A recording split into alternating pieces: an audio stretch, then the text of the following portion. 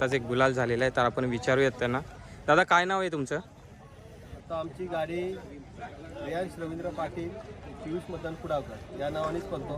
बरोबर. जेव्हापासून आम्ही बैल घेतली तेव्हापासून आमचं एकच नाव, त्याच नावाने पाटणोली नंद्या पक्षा ग्रुप पाटणोली त्यांच्या घरचा साथ याच नावाने पळतो. बरोबर. आमचं नाव रवींद्र राम पाटील. बरोबर. मदन आणि पांडुरंग कुडावकर. आपल्या नंदीचं नाव? पक्षा पक्षा आणि नंद्या.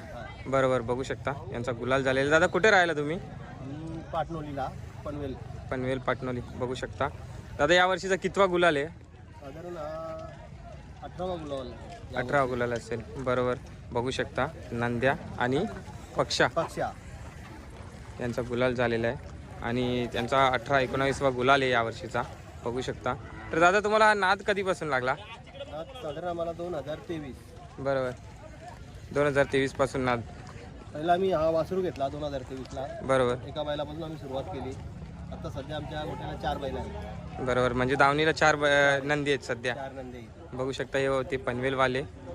तर दादा तुम्हाला शुभेच्छा पुढच्या शर्यतींसाठी. धन्यवाद. तसाच आमचा एक छोटा शंभू, तो पण आज गुलाल घेतला त्यांनी, पहिलाच गुलाल. बरोबर. पहिल्यांदा पळाला होता का? पहिल्यांदाच इथे तो गुलाल घेतला. बरोबर. शंभू पहिल्यांदा पळाला आणि पहिल्यांदाच त्यांनी गुलाल घेतलेला आहे पहिल्याच याच्यात. 14 महिन्याचा आहे वासरू. 14 महिन्याचा वासरू आहे. बघू शकता 14 महिन्याचा वासरू त्यांचा शंभू म्हणून या नावाने पळतो, तर त्यांनी गुलाल घेतलेला आहे. तर चला धन्यवाद दादा, तुम्हाला पुढच्या शर्यतीसाठी शुभेच्छा. धन्यवाद. तुमच्या चॅनलचं पण मारतात 5100. 5100. बघू शकता हा त्यांचा शंभू आहे जो 14 महिन्याचा आहे.